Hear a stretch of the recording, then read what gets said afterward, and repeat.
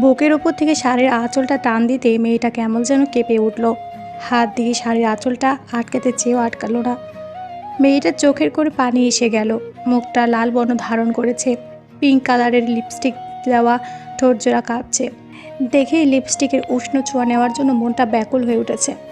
আমার সেই দিকে কোনো ভ্রুক্ষেপ নেই। আমার দরকার মেয়েটার শরীর, কেনই না, কারণ মেয়েটাকে এক রাতের জন্য ভাড়া করেছি। দেখতে খুব সুন্দর, যে কোনো পুরুষের দেখলেই কাম তাড়না জাগবে।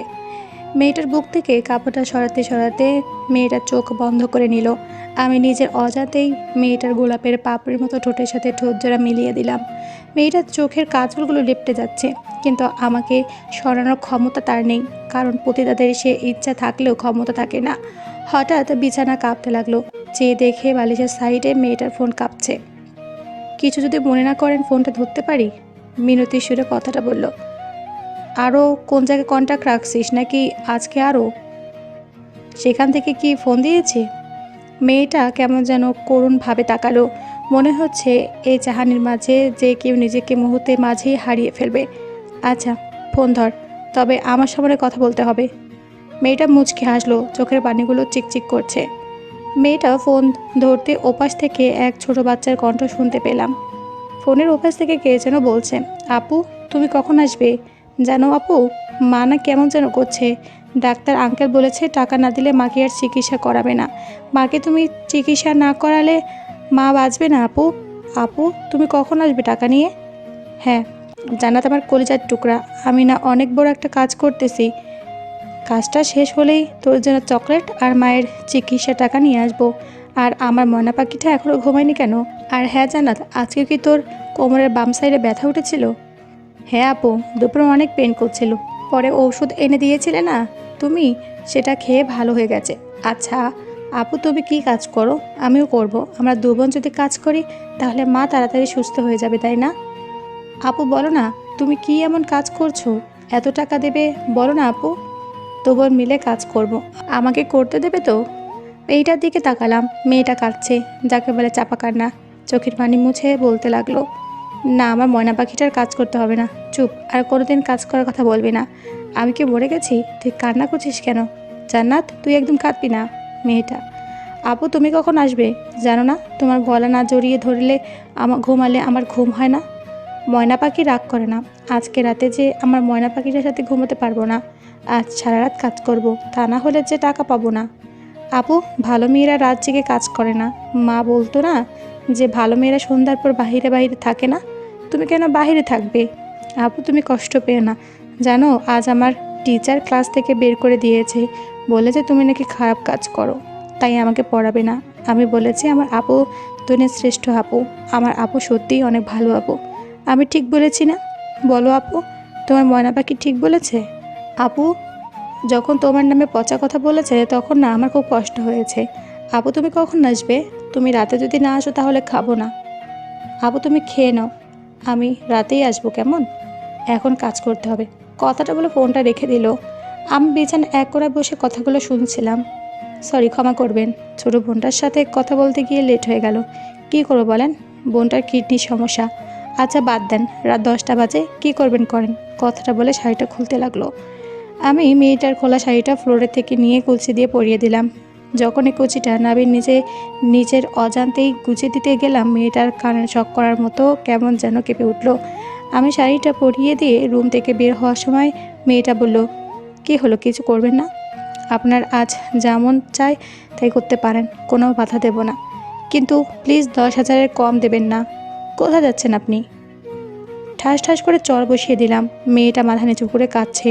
এই মেয়ে, তোর মতো মেয়ের সাথে আমি রাত কাটাতে পারবো না।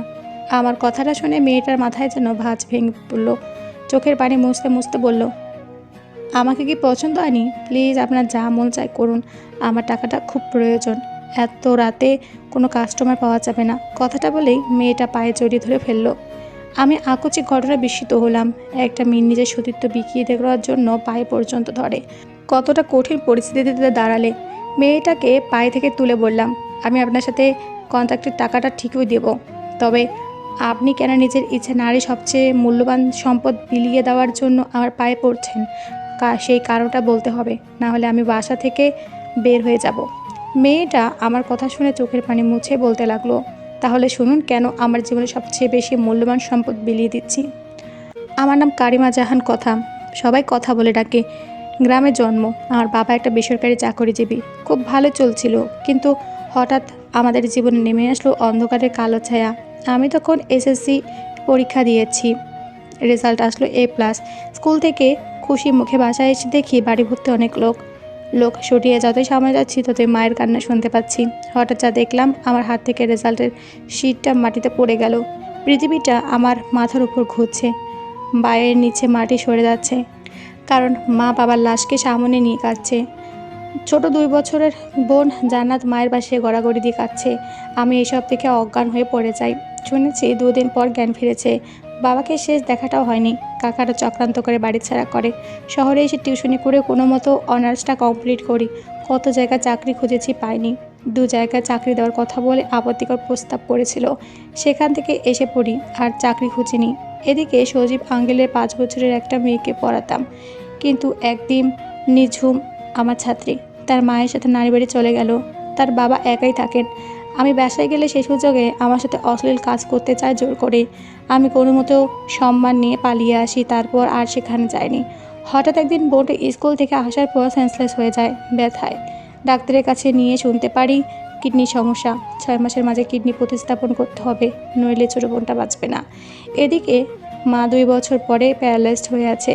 মায়ের চিকিৎসার জন্য প্রতি মাসে 4,000 টাকা লাগে। দিনে 4টা টিউশনি করাই, তা দিয়ে মায়ের চিকিৎসা আর সংসার বেশ চলে যেত।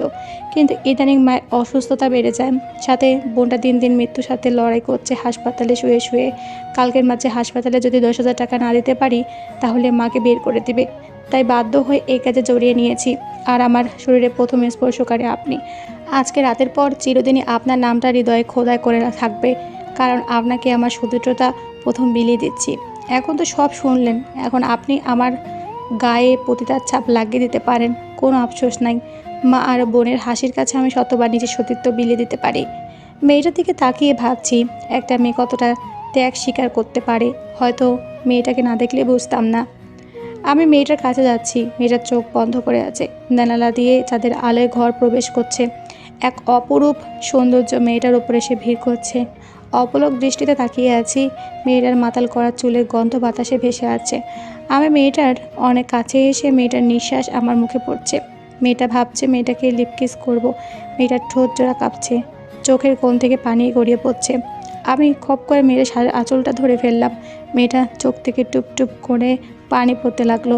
আমি শাড়ির আঁচলটা টান দিয়ে মেয়েটার মাথায় তুলে দিলাম। ঘোমটাতে মেয়েটাকে অনেক সুন্দর লাগছে। মেয়েটার ঠোঁটের কোণে হাসি দেখলাম। পৃথিবীর সবচেয়ে সুন্দর লাগে হয়তো মেয়েদের বাঁকা ঠোঁটের হাসি। আমি জিসান আহমেদ রাজ। আচ্ছা, আপনাকে কি আমি নাম ধরে রাখতে পারি? আজকে রাতের জন্য আমি শুধু আপনার। আমার শরীরের প্রতিটা অংশের ন্যায্য দাবিদার আপনি। যা ইচ্ছে তাই করতে পারবেন।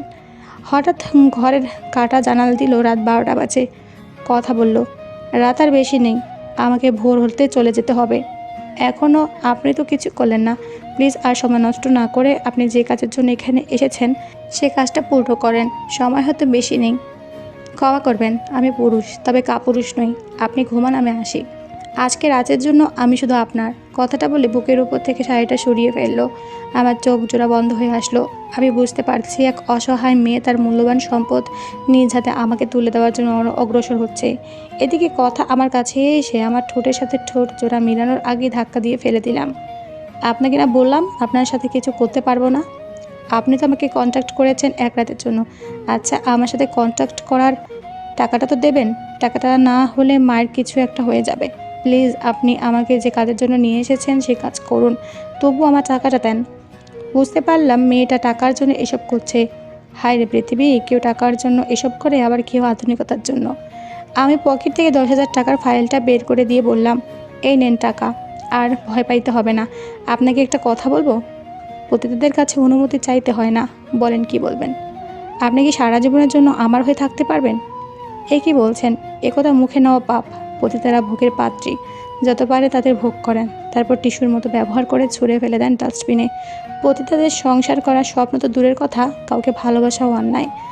আমাদেরও ইচ্ছে করে কাউকে ভালোবাসতে, কারো কাঁধে মাথা রেখে চাঁদের জ্যোৎস্না দেখতে, মাঝরাতে গা ঘেঁষে বসে পুকুরের পানিতে আলতো রাঙা পা ডুবিয়ে প্রিয় মানুষটার মুখে ভালোবাসার গল্প শুনতে। মন চায় একটা ছোট্ট সংসার করতে, যে সংসারে সব কিছুর অভাব থাকলেও থাকবে না কোনো ভালোবাসার অভাব। কিন্তু এসব স্বপ্ন দেখি নিছক বোকামি। আমার ছোট বোন কি বলেছিল শুনেছেন? আমার ছোট বোনটাকে নাকি তার টিচার স্কুল থেকে বের করে দিয়েছে। কেন জানেন? সেই স্কুলের শিক্ষিকা হচ্ছেন সজীব আঙ্কেলের স্ত্রী। আর সজীব আঙ্কেল সেই দিনের ঘটনা উল্টা করে বলেছিল তার স্ত্রীকে। নিশি আন্টি জানে যে আমি তার স্বামীর সাথে অশ্লীল কাজ করতে চেয়েছিলাম। শোনেন, আপনার যদি মন চাইতে আমাকে ভোগ করার যা ইচ্ছা করতে পারেন, যেভাবে ইচ্ছা নিজের কামতাড়না মেটাতে পারেন আজকের রাতে। আমি চাই না আমার অনিশ্চিত জীবনের সাথে আপনাকে জড়াতে।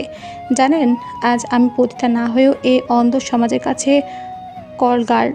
আল্লাহর কসম, আমার জীবনে আপনিই প্রথম পুরুষ যার ঠোঁটের ছোঁয়া আমার ঠোঁটে প্রথম স্পর্শ করেছে, যে আমার শারীরিক গঠন কিছুটা দেখেছে। কিন্তু এছাড়া আমার কোনো উপায় ছিল না। অসুস্থ মা আর বোনকে বাঁচাতে নিজেকে কুরবানি দেওয়া ছাড়া। আপনার নামটা আর ছবিটা হৃদয়ে অঙ্কিত করে নিলাম। কাল থেকে হয়তো অন্য কারো বিচারে নিজের অনিচ্ছা সত্ত্বেও নিজেকে সর্প করে দিতে হবে। আচ্ছা বাদ দেন, আপনি কাঁদছেন কেন? ছেলে মানুষের কাঁদতে হয় না। আমি না হয় কাঁদছি, তুমিও তো কাঁদছো। জানো, ছোটোবেলায় মা বলে যায় কোটিপতি বাবার 1 ঘন্টা সময় হয়নি তিনি আমার সাথে কাটাবার। আমার বয়স যখন 5 বছর তখন বাবা আরেকটা বিয়ে করে নিয়ে আসে। আমি পেলাম নতুন মা। নতুন মাটাকে অনেক ভালো ছিল যে কথায় কথায় আমাকে বলতো তোর মাটা নষ্টমী করে তোর মতো কোলাঙ্গার জন্ম দিয়েছে। যখন বয়স 7 বছর একটু বুঝতে শিখেছি। বাবার সাথে কোনো কথা বলতাম না। 11 বছর বয়সে লন্ডনে চলে যাই। পড়ালেখার সুবাদে কণা নামের একটি মেয়ের সাথে পরিচয় হয়। সেখান থেকে ভালো লাগা, তারপর ভালোবাসা। মনে করেছিলাম তাকে আঁকড়ে ধরে নিজের কষ্ট ভুলে থাকবো, কিন্তু না, সে আমাকে ব্যবহার করেছিল। আস্থার বিম, আজকে রাতেই ফুলশয্যা। জানেন, তাকে এতটা ভালোবাসতাম, তার জন্য কত মেয়েকে ইগনোর করেছি, কখনো কারো দিকে তাকাই নেই। কিন্তু সে কী করলো? অন্য ছেলেকে বিয়ে করে নিল। তাই মনের ক্ষোভে ভেবেছিলাম যদি আজকে রাতটা কারোর সাথে কাটানো যায়, কষ্টটা যদি লাঘব হয়। তাই আপনার সাথে দেখা এবং এ পর্যন্ত আসা। কি হলো, কাঁদছেন কেন? তবে আপনার মতো আমিও জীবনে প্রথম আপনার উষ্ণ ঠোঁটের ছোঁয়া পেলাম। আচ্ছা, আপনি কি সারা জীবনের জন্য আমার হয়ে থাকবেন? মেয়েটার চোখে পানি মুছে বলল, পারি, এক শর্তে। তা হলো আমাকে সারা জীবন ভালোবাসতে হবে। আমি কিছু না বলে শক্ত করে জড়িয়ে ধরলাম। মনে হচ্ছে এ পাওয়া বরং সুখের পাওয়া, বরং সৌভাগ্যের পাওয়া। দৈহিক মিলনের মাঝে সুখ আছে, আছে কামতাড়না মেটানোর প্রয়াস, কিন্তু আত্মিক মিলনের মাঝে আছে পরম শান্তি, যা সকল ভালোবাসার ঊর্ধ্বে। আলতো করে কথার কপালে চুমু এঁকে দিলাম। কথা খুব কাঁদছে, আমার সাতটা তার চোখের সমুদ্রে নোনা জলে ভিজে যাচ্ছে। আমার মনে হচ্ছে আমি পেয়েছি তাকে, যাকে কবি জীবনানন্দ দাশ না দেখে তার সৌন্দর্যের বর্ণনা দিয়েছিল। দেখতে দেখতে জীবনের শ্রেষ্ঠ রাতটি পার করে দিলাম। পরের দিন সকালে কথাদের বাসায় গিয়ে কথার মায়ের চিকিৎসা এবং জানাদের চিকিৎসার সব কিছু ব্যবস্থা করলাম। ইনশাল্লাহ 6 মাস পর সব কিছু ঠিকঠাক। জান্নাত আর কথার মা পুরোপুরি সুস্থ। মোটামুটি খুব জমকালোভাবেই বিয়েটা হয়ে গেল। আজ আমাদের বাসরাত। কথা লাল বেনারসি পরার কথা থাকলেও আমার পছন্দ মতো নীল শাড়িতে নিজেকে আবৃত করে। নীল চুড়ি, চোখে কাজল, সব কিছু মিলে মনে হচ্ছে নীল পরি। আমি বিছানায় বসতেই আমার পায়ে সালাম করলো। আমি কথাকে নিজের বুকে টেনে নিলাম। বিছানায় শুয়ে দিয়ে আলতো করে কপালে ভালোবাসার স্পর্শ এঁকে দিলাম। আস্তে আস্তে কথার মাঝে নিজেকে হারিয়ে ফেললাম। দিনগুলি ভালোই কাটছিল। কথা অন্তঃসত্ত্বা। খবরটা শুনে নিজেকে পৃথিবীর সবচেয়ে ভাগ্যবান ব্যক্তি মনে হয়েছিল। দেখতে দেখতে 9 মাস পার হয়ে 10 মাস চলছে। কথা বলল, আজ তার শরীরটা খারাপ লাগছে, আমি যেন অফিসে না যাই। বিকেলে কথাকে নিয়ে হাসপাতালে নিয়ে গেলে ডাক্তার বলল অপারেশন করাতে হবে, রোগীর অবস্থা ক্রিটিক্যাল। অপারেশন থিয়েটারে যাওয়ার আগে কথা শক্ত করে হাতটা চেপে ধরেছে, চোখের পানি গড়িয়ে পড়ছে। ছোট্ট ছোট্ট করে বলছে, জানো রাজ, আমার না তোমাকে ছেড়ে যেতে মন চাচ্ছে না, আমার খুব ভয় হচ্ছে। আচ্ছা রাজ, আমি যদি মরে যাই তাহলে তুমি কি আরেকটা বিয়ে করবে? আমার ভালোবাসার ভাগ অন্য কাউকে দেবে? আমার ভালোবাসার ভাগ আমি হারিয়ে গেলে কাউকে দিও না। কথা দাও, আমি হারিয়ে গেলে নতুন কাউকে বিয়ে করলেও তাকে কলিজার টুকরো বলে ডাকবে না, কেমন? আমি মনে হয় তোমাকে হারিয়ে ফেলবো। এই কাঁদছো কেন? আমি মরে গেলেও আমার আত্মাটা তোমার সব সময় ভালোবাসা দিয়ে ঘিরে রাখবে। কাঁদতে কাঁদতে কথাগুলো বলল কথা। এই কলিজার টুকরা, তুমি জানো না তোমাকে ছাড়া নিজেকে ভাবতে পারি না। তোমার কিছুই হবে না, তুমি আমার বাজে কথা বলবে না। এদিকে ডাক্তাররা কথাকে নিয়ে অপারেশন থিয়েটারে নিয়ে চলে গেল।